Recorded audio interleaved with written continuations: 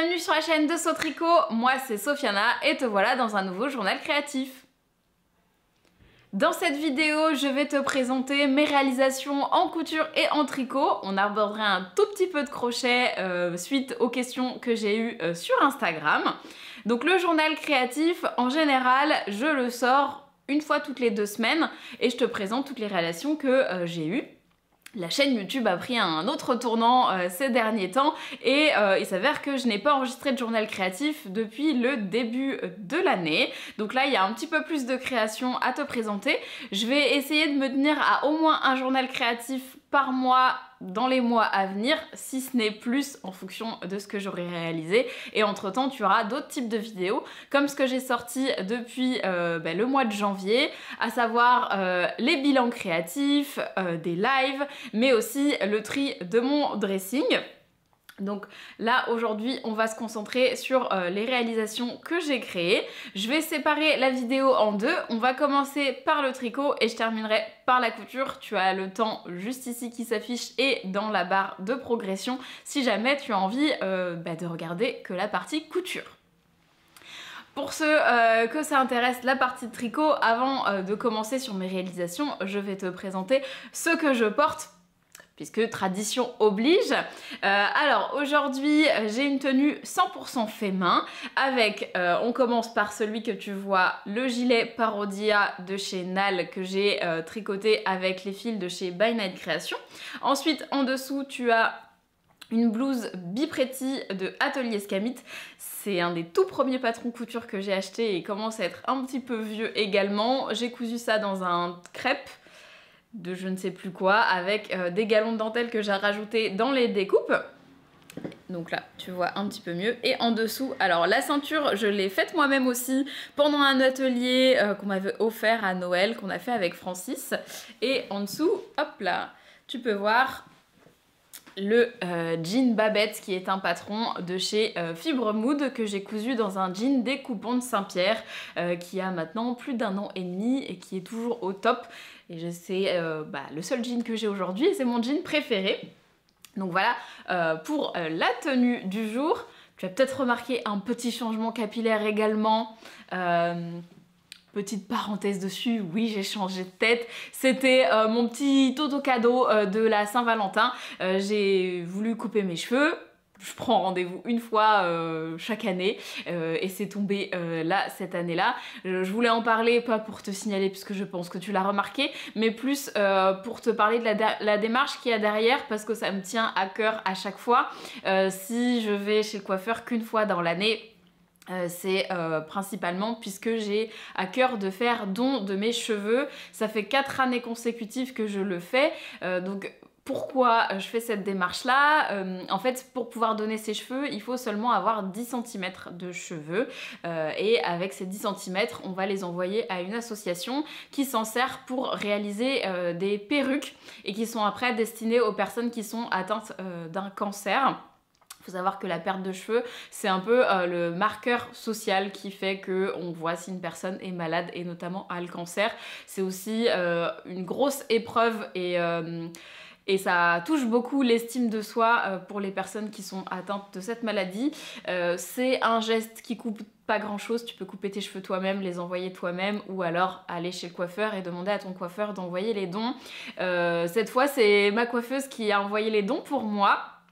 J'ai été contente de pouvoir refaire ce don une nouvelle fois. Donc voilà pour la parenthèse cheveux. Si c'est une démarche qui t'intéresse ou que tu as peut-être envie d'y participer, je t'invite à aller regarder les infos de Fake Hair Don't Care. C'est l'association par laquelle je passe pour donner mes cheveux. Tu peux donner n'importe quel type de cheveux, que ce soit bouclé, lisse, n'importe quelle couleur. Tu peux aussi donner des cheveux colorés. Soyons plusieurs à participer à cette petite démarche. Voilà, des fois ça passe par pas grand chose de prendre soin de soi et des autres. Sur ce, on va attaquer sur le contenu tricot, si tu le veux bien. J'ai des encours qui sont totalement nouveaux pour toi. J'ai 2 projets finis. On va commencer par celui que tu as connu. Et que tu as sûrement déjà vu pendant mes stories Instagram ou voilà. J'ai terminé le gilet Bruno de Aurélie Lapoule. Donc il était en encours depuis fin octobre, début novembre il me semble. J'avais plusieurs encours à cette époque-là. Je l'avais mis un petit peu en pause pendant les fêtes pour pouvoir me concentrer sur autre chose, puisque comme tu le vois, c'est un gilet noir et pendant l'hiver, c'était pas la meilleure idée que j'ai eue. C'est un gilet qui est en plus tricoté en côte perlée, donc c'est une petite manipulation à faire, mais qui demande d'être un peu attentif et d'avoir une bonne vision et une bonne lumière. Donc je l'ai repris après les fêtes de Noël, quasiment en monoprojet, pour pouvoir le terminer, passer à autre chose sur le début de l'année, et parce que j'étais très pressée d'avoir ce gilet dans ma garde-robe. Donc clairement, si je te montre comme ça, tu vas pas voir grand chose, mais pour te donner les caractéristiques du gilet. Alors le gilet de base, je l'ai quand même pas mal modifié. Le gilet de base est beaucoup plus long. Il est aussi tout en côte perlée. Moi j'ai rajouté quelques petits détails. Je crois que c'est tout. Donc comme il est plus long, il a aussi plus de boutons.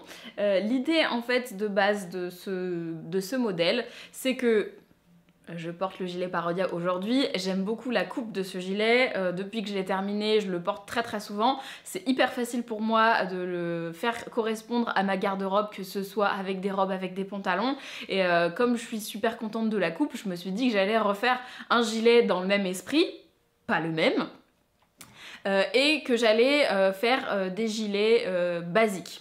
C'est ce que j'appelle basique. J'ai acheté les boutons avant de faire les gilets, donc c'était pendant le salon Aiguille en Fête de l'année dernière, donc ça fait quasiment un an maintenant.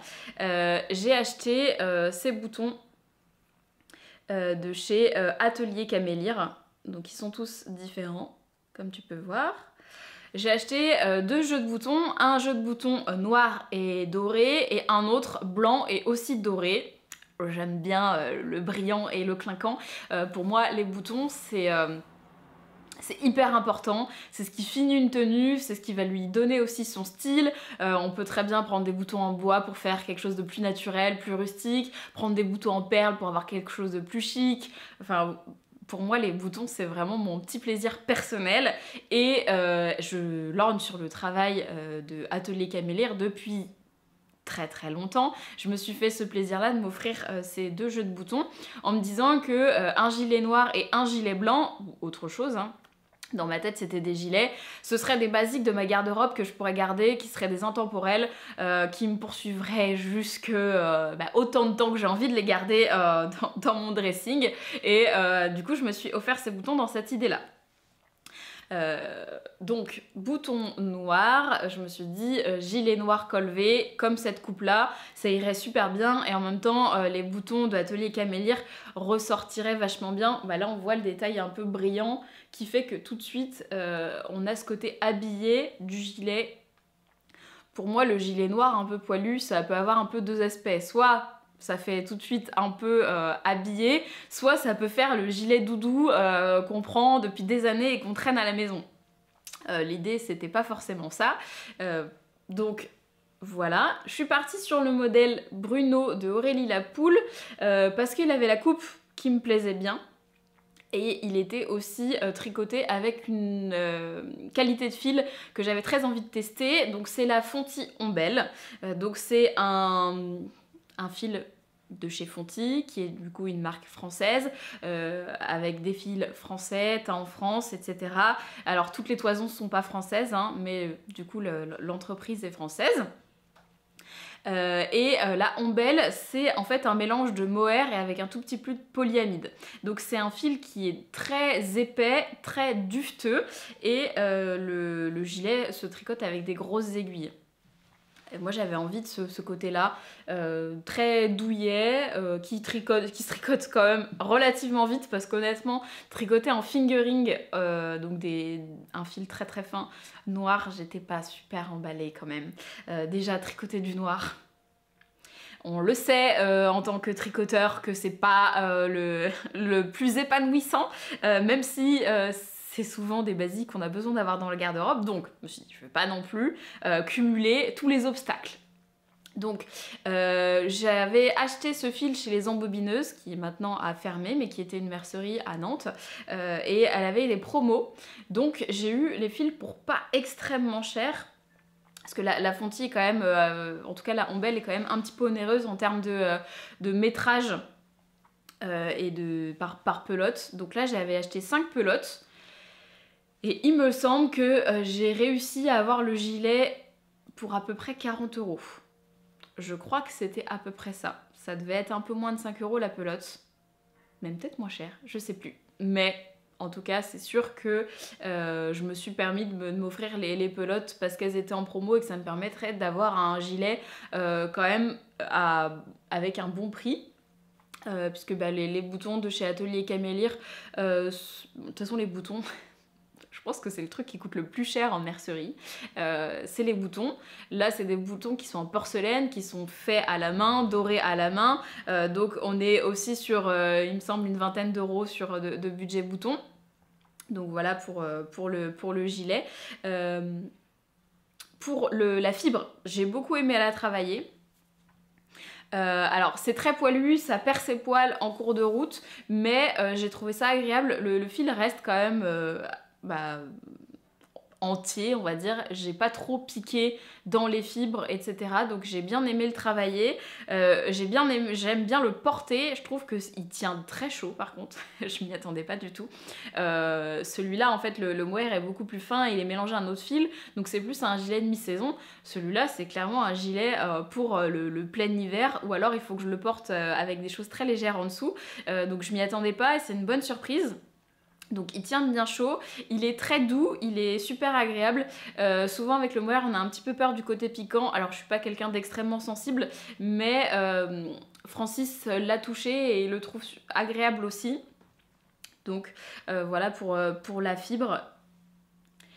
Ça s'est pas trop détendu au blocage. Les côtes perlées, c'est des côtes qui sont un petit peu particulières. Ça peut ressembler à de la brioche. Donc faut faire attention quand on tricote d'avoir une tension qui soit quand même pas trop lâche, si on veut pas avoir justement un tricot qui s'étend. Là ça n'a pas été le cas, au blocage il a gardé plutôt sa forme. Alors moi je l'ai volontairement un petit peu étendu parce que, mauvais élève que je suis, je n'ai pas fait d'échantillon, parce que en fait on commence par les manches. C'est un gilet qui se tricote du bas vers le haut, donc on commence par les manches à plat. Donc comme le gilet est aussi à plat, donc je me suis dit que quitte à monter les mailles pour les manches, autant que je mesure mon échantillon directement sur mon pull et que je vois si ça va ou pas. J'ai fait la plus petite taille sur ce gilet, je suis quasiment sûre que j'ai pas l'échantillon sur ce gilet, donc ma version est beaucoup plus cintrée que la version de Aurélie Lapoule à l'origine, qui fait des vêtements qui sont très oversize et souvent assez longs. Le mien est très près du corps et beaucoup plus court. Donc même coupe mais pas du tout même aisance, ce qui fait qu'on n'a pas le même rendu au final. Donc il se tricote tout du bas vers le haut. On vient ensuite rattacher les manches et on vient créer le raglan au fur et à mesure ainsi que le col en V. Et on vient en fait coudre sous les manches. Donc moi j'ai fait une couture au crochet parce que honnêtement la couture avec une aiguille sur le mohair noir hyper épais comme ça, je pense que j'aurais galéré. Donc j'ai fait une couture au crochet, j'ai fermé le dessous des manches et ensuite il fallait reprendre les mailles pour faire la bande d'encolure. À la base j'étais partie sur une autre bande d'encolure qu'on voit assez souvent en jersey double et je me suis ravisée encore une fois parce que le fil est très duveteux, on voit pas énormément les détails, donc je me suis dit que c'était pas la peine que je m'embête à faire une patte de boutonnage comme ça plutôt que des simples côtes comme était recommandé dans le patron. Donc finalement j'ai suivi, j'ai adapté le nombre de mailles parce que comme j'ai raccourci le patron, j'ai dû réadapter. J'ai réadapté aussi un petit peu le col V. J'ai eu quelques petits cafouillages sur le nombre de mailles à un moment, je pense que faute d'inattention, mais au final rien de dramatique. Et donc le petit détail que j'ai rajouté sur ce gilet, c'est que je lui ai fait j'ai rajouté une torsade sur les manches. Est-ce que ça va se voir? Je pense très peu. parce que je suis en train de filmer et qu'on est sur du noir, mais testons quand même. Donc il y a une petite torsade sur tout le long de la manche qui vient jusqu'en haut, vu que c'est des manches raglantes, j'ai pu me permettre de pouvoir rajouter. Donc j'ai fait une grosse torsade pour rajouter un petit twist un peu sympa sur le gilet qui me faisait plaisir, et j'aime faire les torsades. Donc j'ai gardé le point de côte perlé, mais j'ai juste rajouté les petits croisements par-ci par-là. Et donc voilà le gilet Bruno de Aurélie Lapoule avec le fontis en belle et les jolis boutons de Atelier Camélire. Globalement, les instructions étaient bien faites. J'ai pas eu de soucis à suivre le patron. Le patron est à 5 € sur le site de Aurélie Lapoule. Pour moi, pas de problème. Faut juste, si vous êtes comme moi et vous préférez des choses un petit peu plus cintrées, faire attention à choisir la bonne taille en fonction des tailles du vêtement fini qui sont présentes dans le patron. Et du coup, moi, j'aime bien quand il y a ce détail-là parce que ça me permet de pouvoir mieux évaluer l'aisance que je vais avoir. Je l'ai déjà porté très souvent.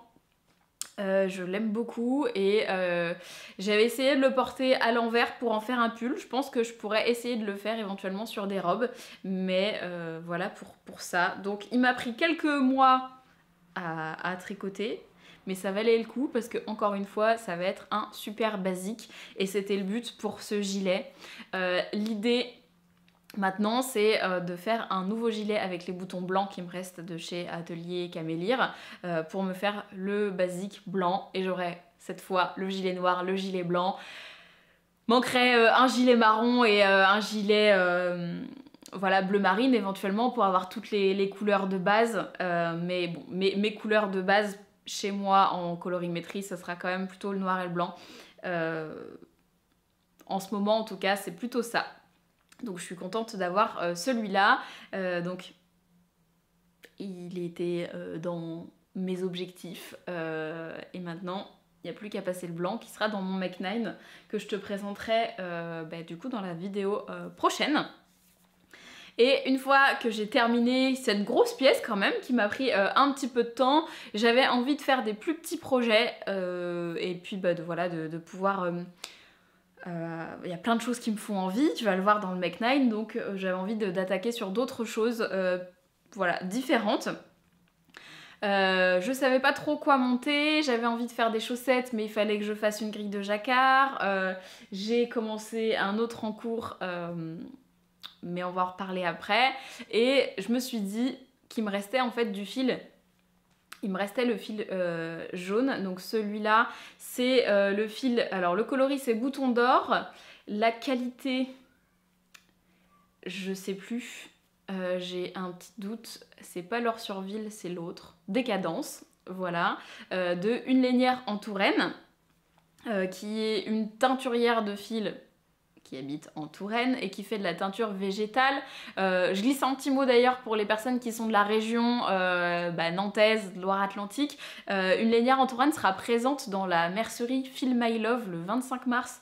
Donc moi je pense que je vais aller lui faire un petit coucou. Mais si vous avez envie de découvrir ces fils en vrai, ça peut être l'occasion d'aller découvrir la mercerie et en même temps le travail d'Une Lainière en Touraine. Et il me restait 45 grammes suite au tricot de mon béret. Non, j'ai toujours pas écrit le patron. Oui, il faut que je le fasse. Mais bon, on commence à connaître la rengaine. Et j'ai fait, avec les 45 grammes qui me restaient, je me suis dit qu'une paire de mitaines pour aller avec le béret, ça serait top. Donc voilà, j'avais besoin en plus d'une paire de mitaines parce que je suis quand même assez frileuse. J'ai des moufles et des gants, mais c'est quand même pas le plus pratique, surtout quand on se sert souvent de son téléphone pour utiliser le GPS parce qu'on est souvent perdu. Donc j'avais envie de me faire une paire de mitaines depuis longtemps. J'ai regardé des petits modèles et en fait je me suis rappelé que j'avais ce modèle-ci qui est en fait à la base un modèle de moufle. Donc c'est les Albiera Mittens, enfin de chez Yarnflex, donc Audrey Borrego. Donc en fait ce modèle il a des côtes torse avec ce motif de triangle et ensuite il a une torsade qui vient sur l'intégralité de la main. À l'intérieur de la paume on a aussi ce triangle Et normalement en fait on peut soit en faire des moufles classiques, soit on peut en faire des moufles convertibles, c'est à dire qu'on peut enlever le haut de la main. Moi je les ai modifiés pour en faire des mitaines qui passent en plus dans mon fil. Donc pour les modifications, j'ai fait la plus petite taille cette fois des mitaines, comme ça elle est bien serrée au niveau de mes mains et je trouve ça plus confortable. Donc la première taille pour moi, qui correspond à ma taille de main, hein. Donc dans le patron tout est ok. J'ai fait le motif, sauf que j'ai rajouté le pouce beaucoup plus tôt que ce qui est indiqué pour le patron des moufles, parce que je voulais des mitaines qui soient un petit peu plus courtes. Donc j'ai rajouté le pouce au rang 7 sur la grille, et ensuite du coup j'ai suivi les augmentations du pouce comme sur le modèle. Ensuite j'ai réalisé la torsade et j'ai eu de quoi faire que 2 rangs de... Enfin 2 motifs de torsade avant de faire des côtes torse et de rabattre. J'ai modifié un tout petit peu le pouce aussi, j'ai augmenté un peu plus de maille parce que souvent moi je suis gênée à cet endroit là dans les moufles. C'est pas dû au patron, ça me fait ça sur tous les patrons, donc je pense que c'est plus à moi mon confort personnel et peut-être ma morphologie de main, je ne sais pas. Donc j'ai rajouté plus de maille et j'ai diminué après pour récupérer la taille du pouce. Donc j'ai arrêté les mitaines au niveau de la première phalange de mon petit doigt. Et je trouve ces mitaines top, je suis super contente. C'est un projet qui m'a pris vraiment pas beaucoup de temps, je pense que j'ai dû faire 2 ou 3 soirs dessus. Peut-être 2 soirs par mitaine, donc 4 soirs en tout, avec 1 heure, 2 heures de tricot à peu près. C'est un fil DK, donc ça va relativement vite en format mitaine, et j'ai redécouvert le patron. Voilà, c'est aussi chouette des fois de se resservir des patrons qu'on a déjà tricotés et que parfois on a tendance à oublier dans sa bibliothèque Ravelry. Donc là ça me permet de pouvoir les porter plus souvent, d'avoir un autre rendu en fonction du fil que j'ai choisi et d'avoir fini intégralement la pelote. Donc les fils que j'ai achetés de chez Unilever en Touraine, il me reste pas 1 gramme. J'ai vraiment tout tricoté pour faire les accessoires de Francis et mes accessoires à moi. Donc finalement dans un écheveau de décadence, j'ai pu caler une paire de mitaines et un béret, ce que je trouve hyper cool. Donc il y a peut-être moyen que j'aille acheter un autre écheveau chez une lainière en Touraine la semaine prochaine. Donc voilà pour la petite paire de mitaines. Voilà, qui m'a fait plaisir. C'était un petit peu le projet rapide, hyper satisfaisant, on utilise les restes, en même temps c'est des choses que j'avais besoin, donc super contente de ce projet-là. Et j'étais à court de tricot, donc j'ai lancé 2 nouveaux projets. Oui, Sophiana devient multi en cours, que se passe-t-il? C'est pas souvent, donc tu dois comprendre qu'il y a un petit souci. Alors, déjà j'avais envie de me faire plaisir, donc j'ai monté plusieurs projets parce que j'avais envie d'avoir plusieurs choses différentes à travailler. Et puis en fait en vrai on n'a pas besoin de se justifier sur le nombre d'encours qu'on a. Mais entre les projets que je voulais un petit peu simples pour être pendant les vacances, pendant la période des fêtes, et en même temps j'ai souvent moi cette envie d'avoir des projets plus travaillés, qui sont un peu plus compliqués. J'ai vite tendance à m'ennuyer sur des projets qui sont entièrement en jersey ou entièrement en point mousse. J'ai besoin d'avoir de l'attention sur mon tricot, sinon je m'éparpille vite. J'ai tendance à vouloir... je sais pas, je regarde les réseaux et en même temps je suis en train de regarder une série et je suis en train de scroller sur Ravelry pour chercher autre chose à tricoter, ce qui fait qu'au final j'avance pas, contrairement à des tricots qui sont plus complexes et qui vont me demander vraiment de l'attention, et moi je préfère ces tricots là en général. Donc ce qui s'est passé, c'est que j'ai monté un encours pour les fêtes de Noël. Je suis en plein milieu d'un rang, voilà. Parce que comme je t'ai dit, je pense que je m'ennuie pas mal sur ce tricot. Donc j'avais envie d'utiliser ce fil, encore du jaune. Ah, oui. Ce fil qui est un fil de chez Maison Corlaine. Est-ce que j'ai gardé l'étiquette? Je ne crois pas. C'est la base Wensleydale, il me semble, et le coloris Horseless, un truc comme ça, je ne sais pas le prononcer. Donc c'est une base très fine, très poilue, qui est très agréable. J'en ai 2 écheveaux. Je les avais achetés pendant le salon Bière Hélène dans l'idée de me faire une étole. Donc j'avais envie de me faire une grande étole, une grande écharpe que je pourrais porter un peu tout le temps. Mais l'idée de me faire un grand rectangle me plaisait pas mal. J'ai fait le béret en jaune, les moufles en jaune, je me dis que là ça me fait la parure complète en jaune pour le printemps-été, donc j'étais partie là-dessus. Quand j'ai fait mes recherches de patron pour pouvoir tricoter ce fil-là, finalement j'ai pas trouvé beaucoup d'étoles, j'ai pas trouvé de gros coups de cœur, de choses où je me suis dit ok ça va être sympa. Soit c'était que des choses avec full dentelle et clairement pour les fêtes de Noël c'était pas recommandé, soit c'était des choses qui étaient quand même relativement simples. Donc voilà, j'ai pas trouvé vraiment mon bonheur. J'ai re-regardé dans mes favoris Ravelry pour refaire le tri, regarder voilà, qu'est-ce qui était longtemps dans mes favoris, et parce que j'ai aussi fait un bundle pour mon Make 9 que tu verras dans la prochaine vidéo. Donc je suis retombée sur le patron herbivore de Steven West. J'adore les patrons de Steven West, j'ai tricoté plusieurs de ses châles, à chaque fois j'ai passé un bon moment et c'est des châles que je porte très souvent.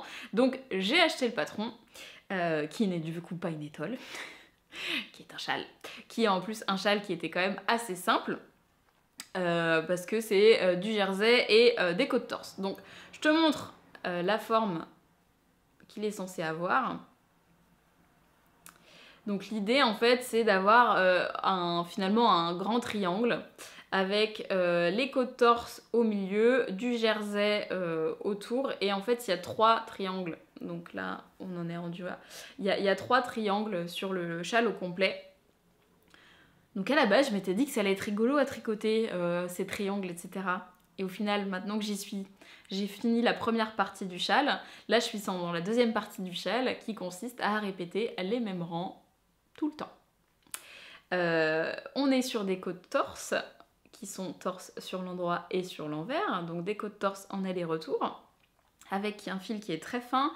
Je pense que mes aiguilles sont pas les aiguilles les plus adaptées, il me faudrait une paire d'aiguilles qui soit plus pointue je pense, donc ça je pourrais le solutionner en achetant une paire d'aiguilles, ce que je pense que je vais faire. Mais en fait, ce châle a vite perdu de l'intérêt une fois que les fêtes étaient passées. Parce que toujours la même chose. Alors on pourrait se dire, tiens, ça compense.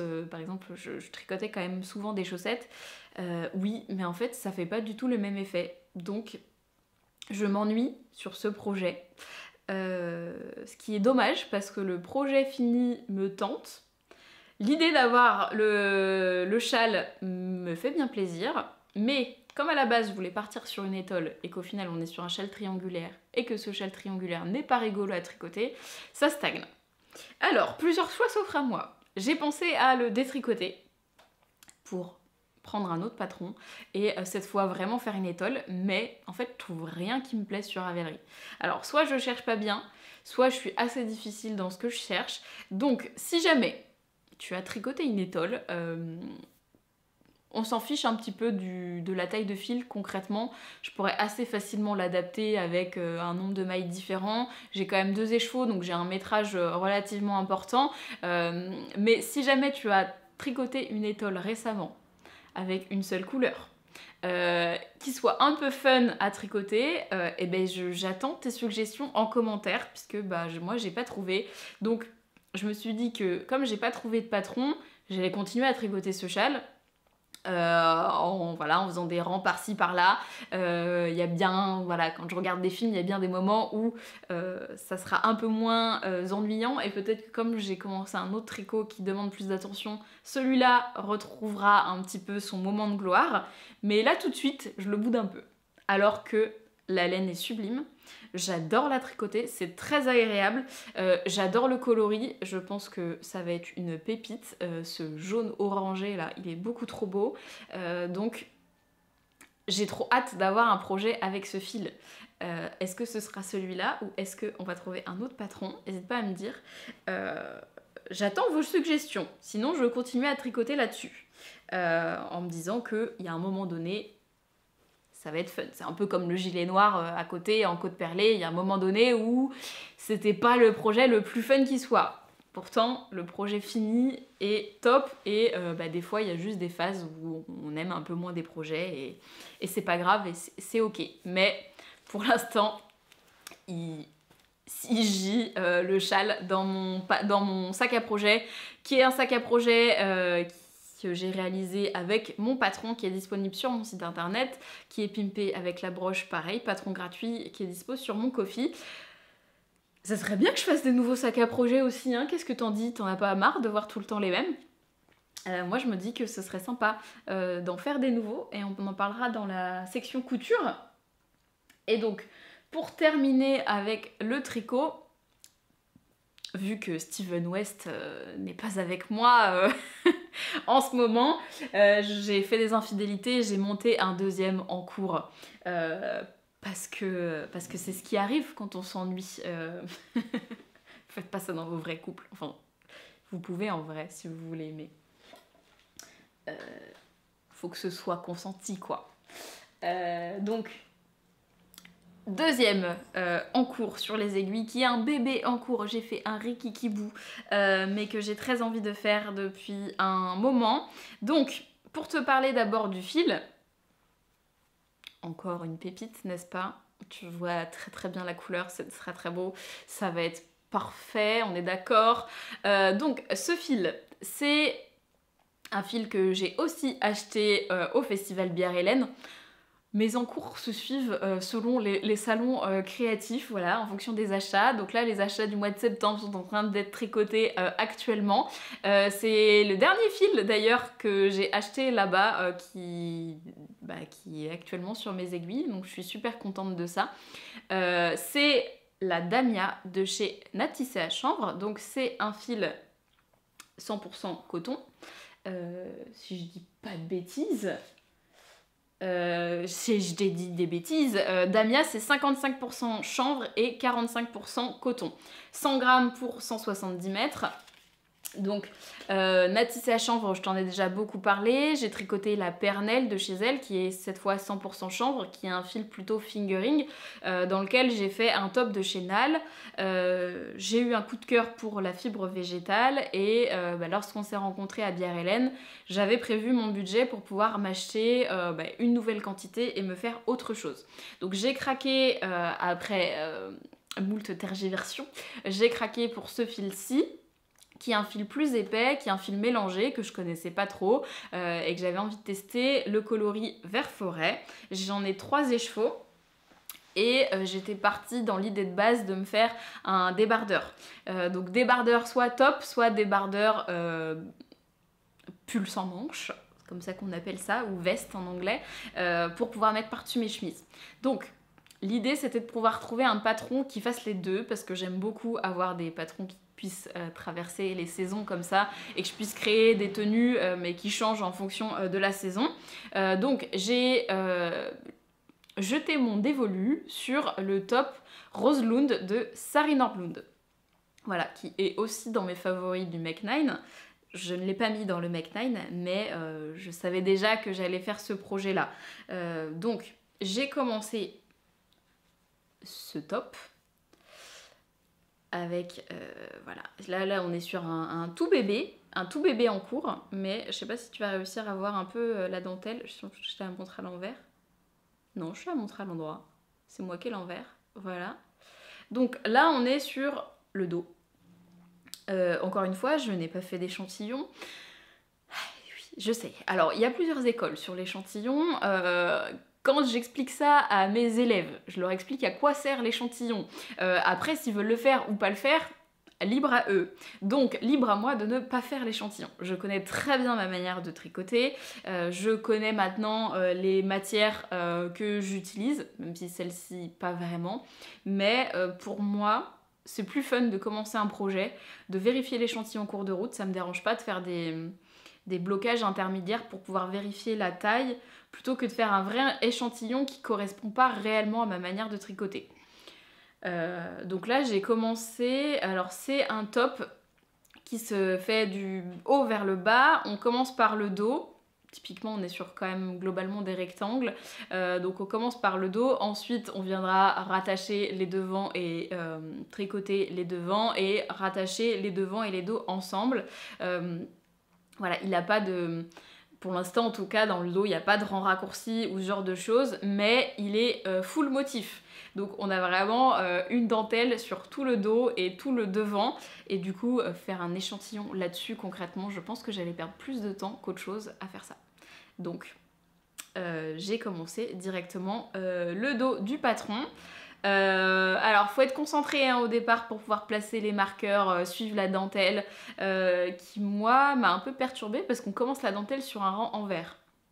J'ai pas trop l'habitude de faire ça et du coup la lecture du diagramme au début, alors il y a diagramme et instruction écrite, ce qui est plutôt pas mal, ça m'a permis de pouvoir me remettre un petit peu dans les cases, mais j'en suis contente, le rendu du fil pour l'instant est trop cool, je trouve ça hyper agréable à travailler. Encore une fois, je pense qu'il faudrait que je me rachète des aiguilles, j'ai les mêmes depuis que je commence à tricoter, j'ai commencé à tricoter en 2015 je pense que ces aiguilles là c'est des primes qui ont bien vécu hein, honnêtement, mais qui sont pas forcément adaptés à ma manière de tricoter actuelle et encore moins à de la dentelle en coton.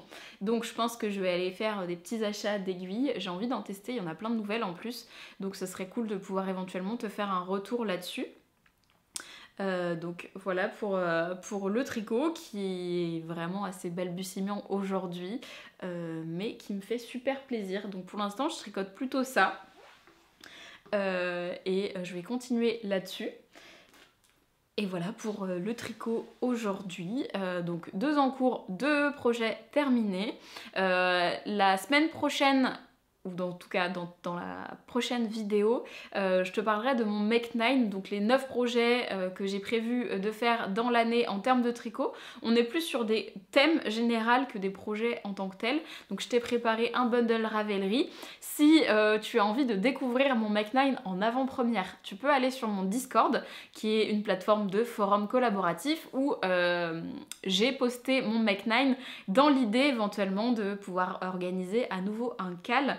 L'année dernière, pendant la période du printemps, il y a eu le cal kitsch. Les chansons de l'Eurovision sont en train de sortir aujourd'hui, qui est à l'origine de mon envie du cal kitsch. Donc ça me donne très fortement envie de recommencer à nouveau d'organiser quelque chose. Donc j'ai sorti le Make 9 sur Discord pour éventuellement peut-être corréler mes envies pour l'année avec un thème de cal. Donc si t'es partant pour pouvoir tricoter ensemble, crocheter ou faire du loisir créatif en général et que tu as envie de donner ton avis sur quel cal on organise pour le printemps à venir, n'hésite pas à aller sur le Discord, le lien sera dans la barre d'infos. J'ai hâte de vous lire et on va donc enchaîner avec... Alors, je fais un petit aparté crochet. On m'a posé la question sur Instagram, j'ai laissé une boîte à questions avant le journal créatif. Si tu ne me suis pas encore sur Instagram, c'est l'occasion d'aller le faire. Je partage souvent des petits sondages, des astuces, mon processus créatif, etc. On m'a posé la question de où en est ma poupée crochetée. Alors, où en est-elle ? Eh ben, toujours au même stade, c'est-à-dire que pour l'instant le corps de la poupée est existant, je me suis arrêtée là. Alors maintenant que j'ai changé de coupe de cheveux, on est relativement proche de ce que j'ai actuellement. Donc peut-être que je serais pas obligée de faire de nouveaux cheveux et que je peux me débrouiller à lui coudre tel quel. L'idée c'était de faire une poupée à mon effigie. Ouais, hyper égocentrique, mais je trouvais ça drôle de pouvoir faire des petites mises en scène. Donc aujourd'hui, la poupée est encore à ce stade.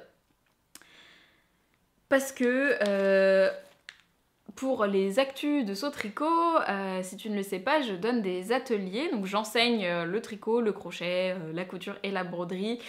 Aujourd'hui sur Nantes, mais bientôt aussi en ligne. Pour le local dans lequel je donne les ateliers, on s'est partagé la vitrine, donc j'ai une vitrine à faire, c'était une grande première. Et pour cette vitrine, je me suis dit que j'allais refaire le bouquet de fleurs que j'ai fait pour ma sœur à Noël. Donc j'ai passé du temps à crocheter ces fleurs-là. Le rendu est juste ici. On m'a demandé les patrons que j'avais utilisés pour faire ces fleurs-là. Tous les tutoriels que j'ai utilisés sont sur YouTube et la plupart des tutoriels, ce sont les tutoriels de... alors c'est pas Liziki, elle fait plus de vidéos mais elles étaient très très bien. C'est un truc qui ressemble, je te mets le nom juste ici. Donc si tu as envie de reproduire, tu peux aller vers ça. moi je pense faire du contenu spécifique pour justement apprendre aux débutants à crocheter avec les fleurs. Donc ça arrivera sûrement dans l'année. Donc pour l'instant la poupée n'a pas bougé.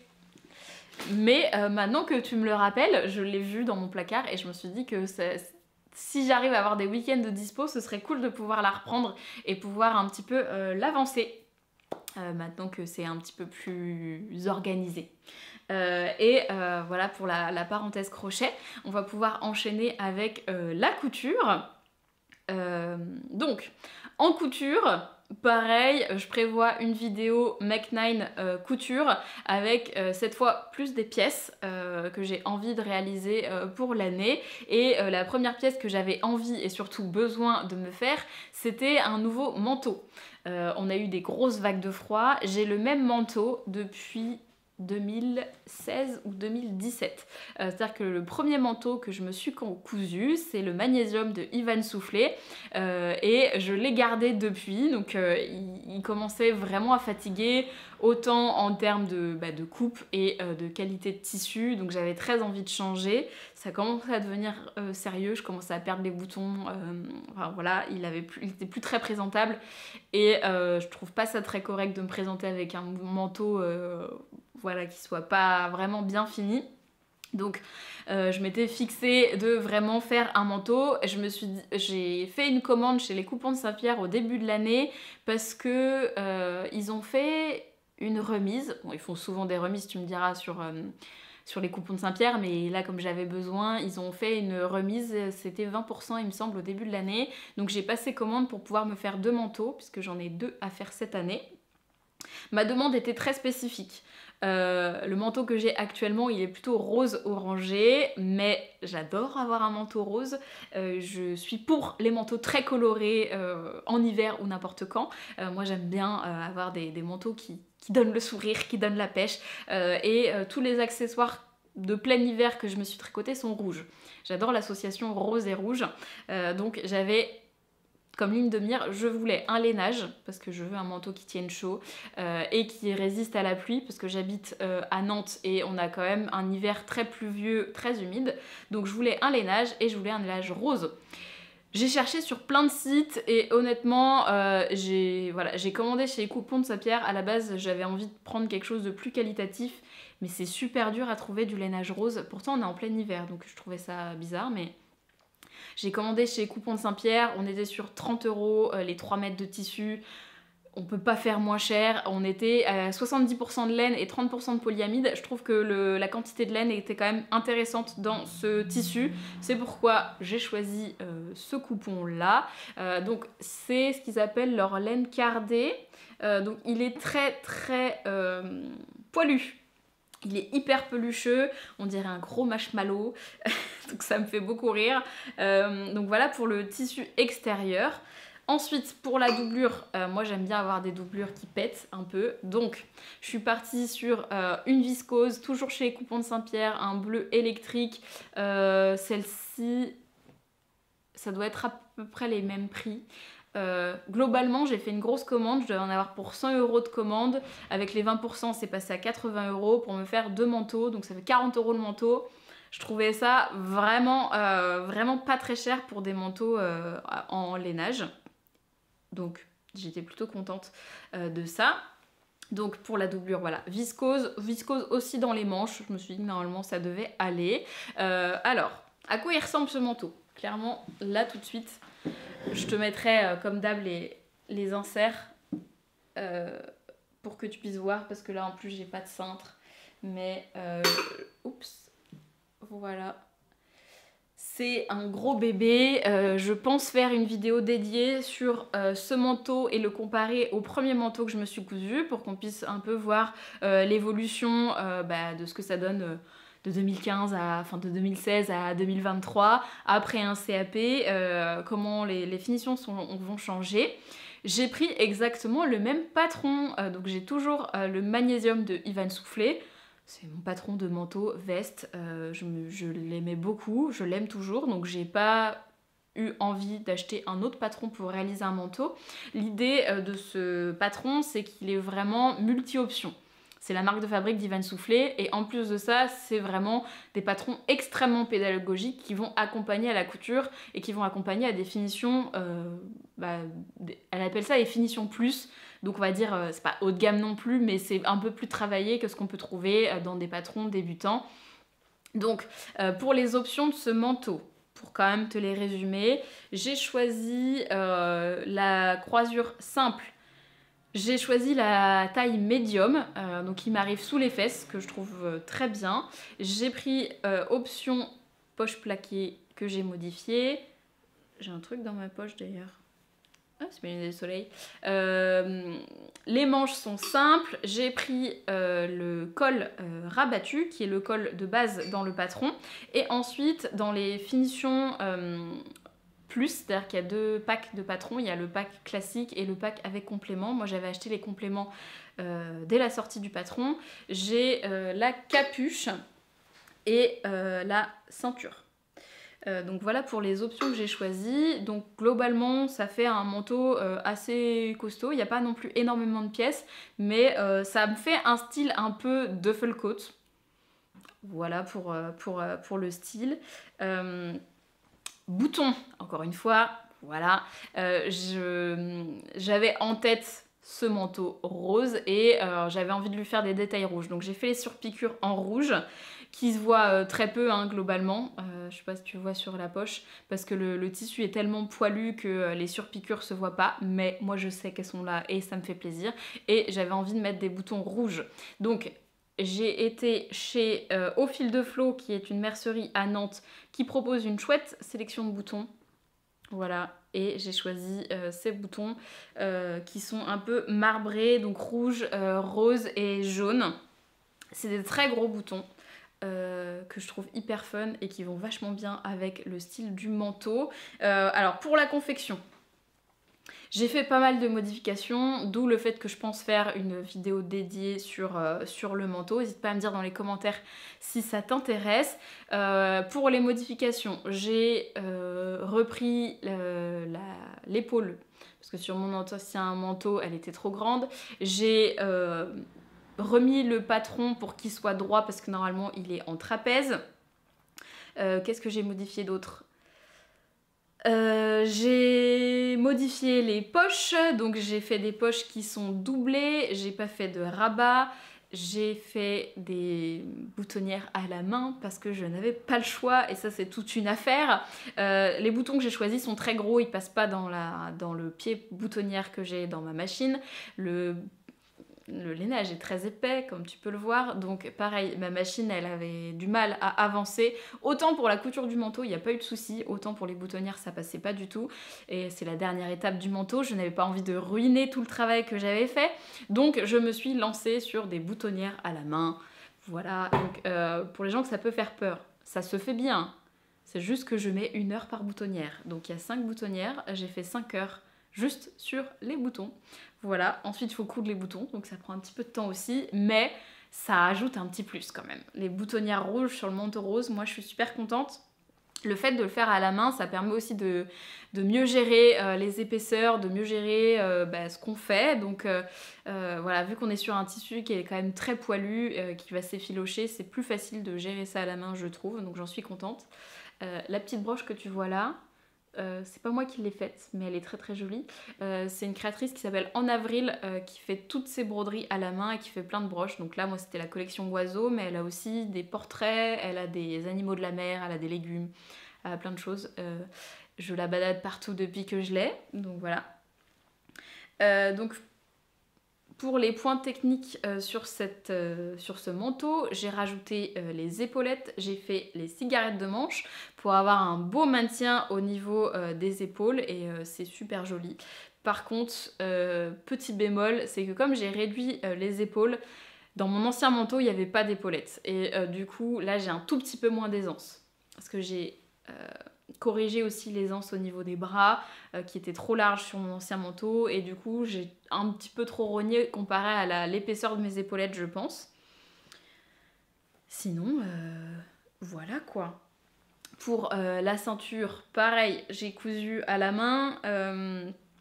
J'ai rajouté en fait sur la ceinture, il est de quel côté? J'ai rajouté une boucle Et là c'est pareil, c'est très épais, il y a 4 épaisseurs de lainage donc ma machine elle prend pas.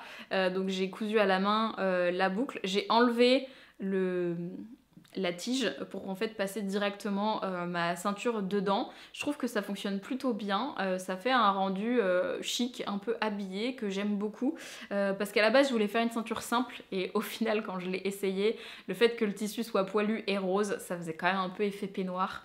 Je me suis dit non, c'est pas ça que je veux pour mon manteau. Donc je vais lui mettre sa petite boucle pour rajouter un petit peu de cachet à ce manteau. Pour la capuche, j'ai fait une capuche qui est amovible. Yvan Soufflet elle propose de faire cette solution-là, sauf que normalement elle propose de faire des boutonnières et de coudre les boutons sur le manteau.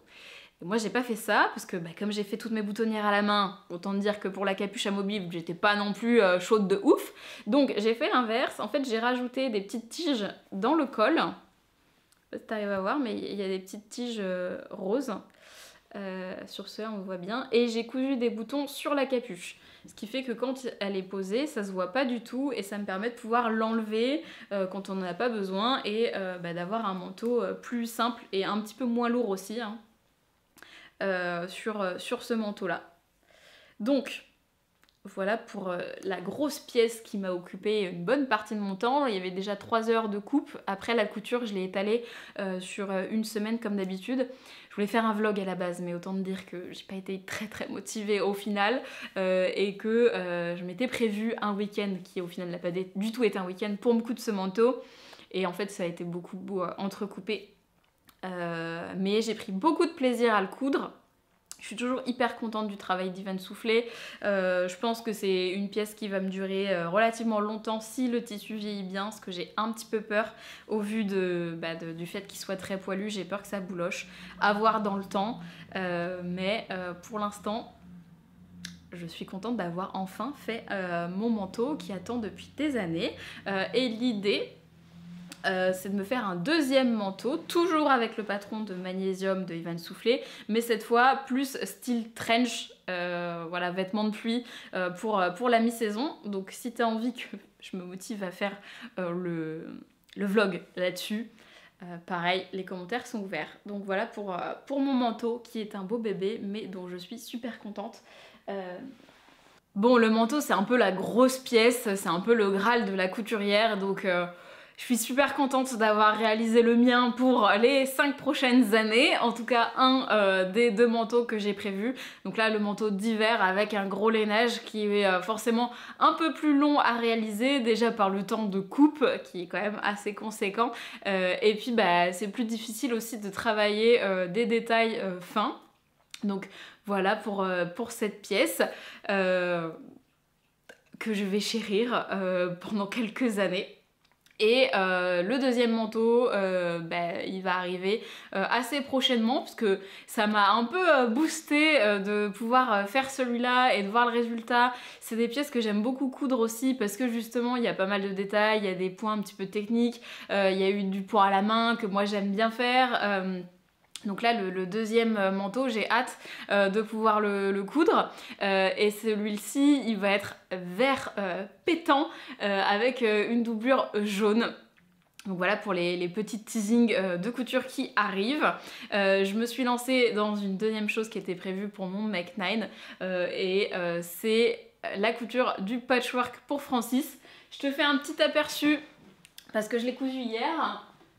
Hop, et que tout est là. Donc, comme tu l'as vu, voilà mon tiroir de couture. Donc j'ai commencé, je suis très en retard.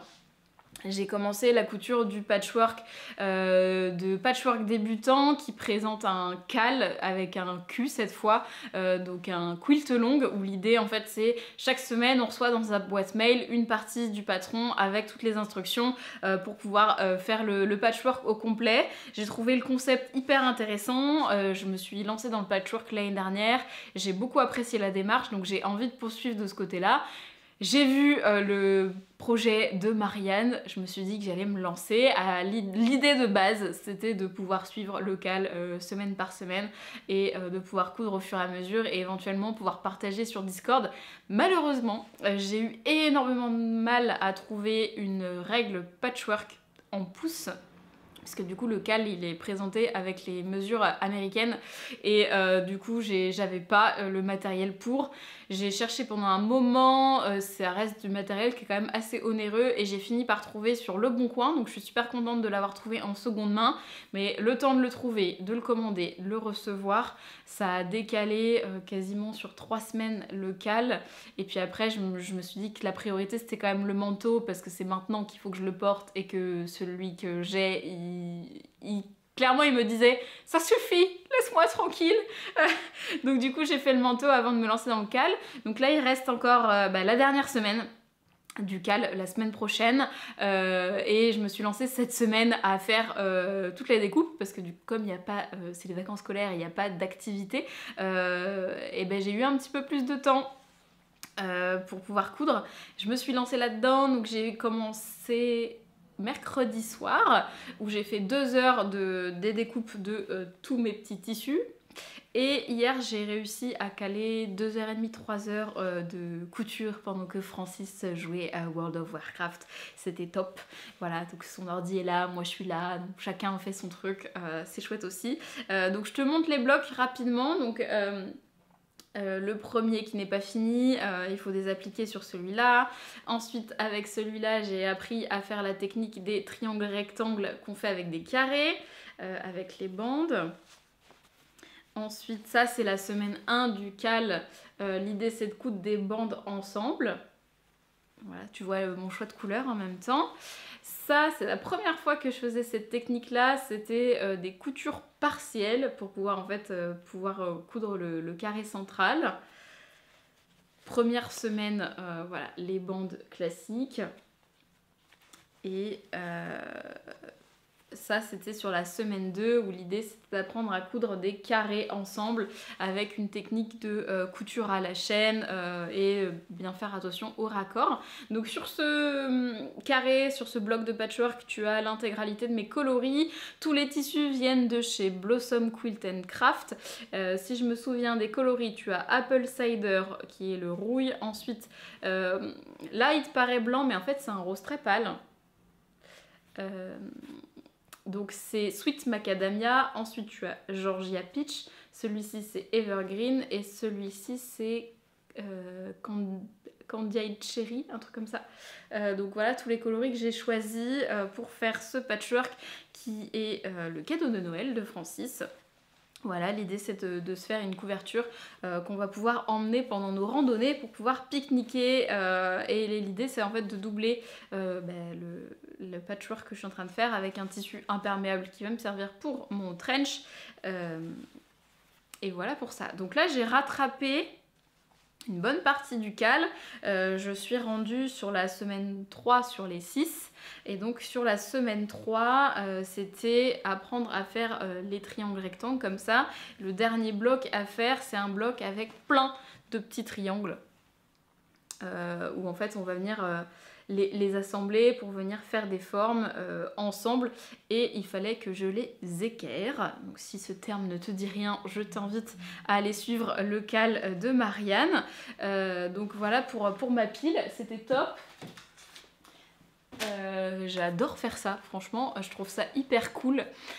Autant j'ai kiffé faire mon manteau, c'est une grosse pièce, c'est une pièce technique, voilà, ou quand on est un peu une geek comme moi, c'est appréciable.